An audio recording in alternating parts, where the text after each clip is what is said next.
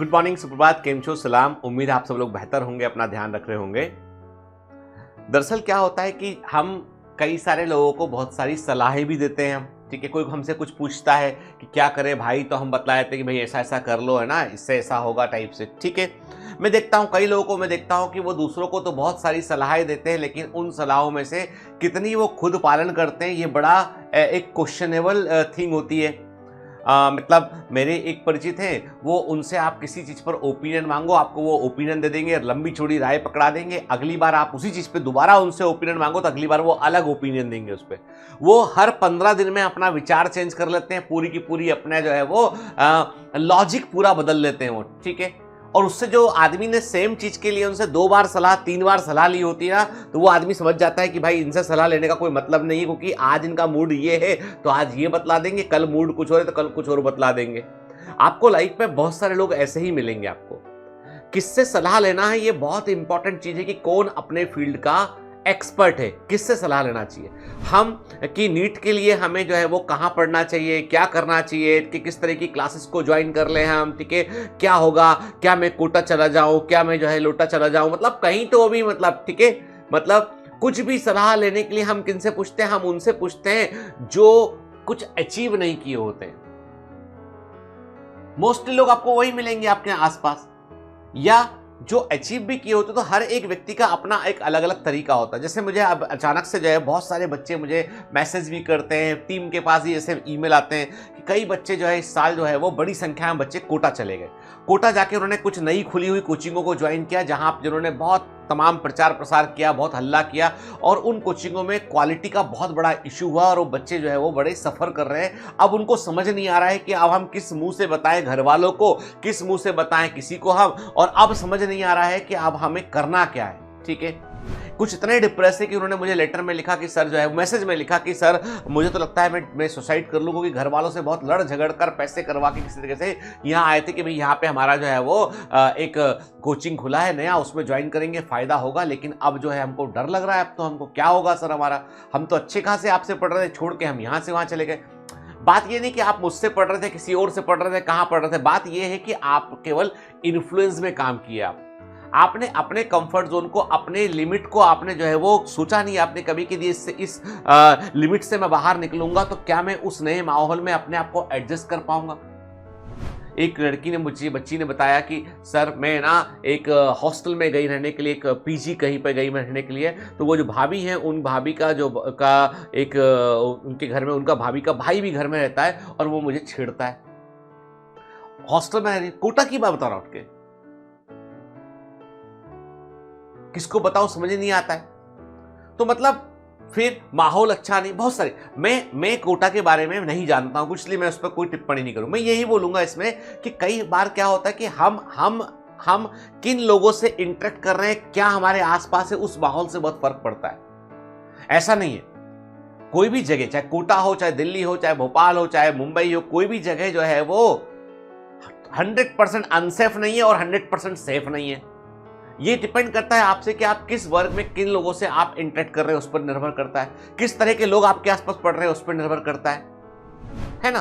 तो मेरा पॉइंट ये है कि आप में से कुछ बच्चे जो इस तरह की समस्याओं से जूझ रहे हैं, बेटा तो अपना मनोबल बढ़ाए रखो। ठीक है, ये मत सोचो कि घर वाले क्या, यदि आपको सच में बहुत अनकंफर्ट है, प्लीज घर जाइए, घर जाके फेस कीजिए घर वालों को, क्योंकि आपकी लाइफ से बड़ा कुछ भी नहीं है, आपके जीवन से बड़ा, आपकी सुरक्षा से बड़ा दुनिया में कुछ भी नहीं है।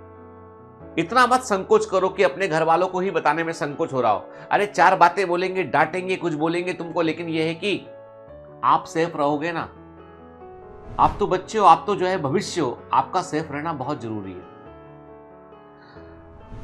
खैर, मैंने कोशिश किया कि मैं उसकी मदद करूं कोटा में बोल के, क्योंकि मेरा एक बैचमेट है, वो कोटा में एक जमाने में एसपी भी रहे, पुलिस सुपरिटेंडेंट ऑफ पुलिस भी वहाँ पर रहे हैं वो। ठीक है, तो मतलब I have very good connections with her. मेरे कई दोस्त मित्र हैं जो कोटा में किसी क्लासेस में भी हैं, जो इस प्रोफेशन के चलते, पढ़ाने के चलते बन गए। तो ऐसा नहीं कि सब जगह सेम माहौल है, पर कुछ पर्टिकुलर जगह पर बड़ा चीप टाइप का माहौल जो है वो देखने मिलता है। तो आपको सिर्फ अवॉइड करना उसको, क्योंकि दुनिया को बदल नहीं सकते बेटा हम। ठीक है, हम सिर्फ अपने ऊपर फोकस कर सकते हैं, पूरी दुनिया के ऊपर फोकस हम नहीं कर सकते हैं। ठीक है, और मैं आपसे बोलूंगा कि कभी भी आप लाइफ में जब हम कुछ कहते हैं ना, तो हमको अपने अंदर, मतलब लोग किस तरह के मिलेंगे आपको, तो उसका एक एग्जांपल देता हूं आपको मैं, कि एक किस्सा है पुराना, कहीं पढ़ा सुना था मैंने किस्सा। एक दिन फजलू के पिताजी फजलू को आके बोलते हैं, फजलू एक लड़का है, उसके पिताजी उसे आके बोलते हैं कि देख फजलू, अपने गांव में एक गंदी वाली फिल्म लगी हुई है, बहुत गंदी फिल्म है, लोग बता रहे हैं कि वो जो है वो उसे देखोगे तो पछताओगे, मतलब इतने गंदा चित्रण किया गया है, बहुत गंदा गंदा दिखाया गया उसमें, और अच्छी मूवी नहीं है वो, कि तुम्हारे सोचने समझने की क्षमता पे उसका असर पड़ेगा और तुम अपनी राह से भटक जाओगे। तो फजलू जान लेना अच्छे से, कभी उस फिल्म को देखने मत जाना, लोग तुम्हें बोलेंगे, पर उस मूवी को देखने मत जाना। फजलू ने कहा पिताजी से, जी पिताजी नहीं जाऊंगा। देख यदि तू गया तो समझ लेना कि तू बहुत पछताएगा, वो बहुत रिग्रेट करेगा उस चीज के लिए। तो फजलू ने कहा जी पिताजी।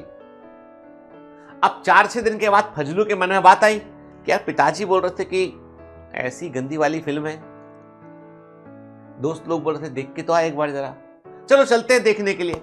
तो फजलू जो है वो फिल्म देखने चले जाते हैं, वहां से बाहर निकलते और अपने किसी मित्र के पास जाके बोलते हैं भाई धोखे से भी, गलती से भी वो फिल्म देखने मत जाना। कहने लगे क्यों मत जाना?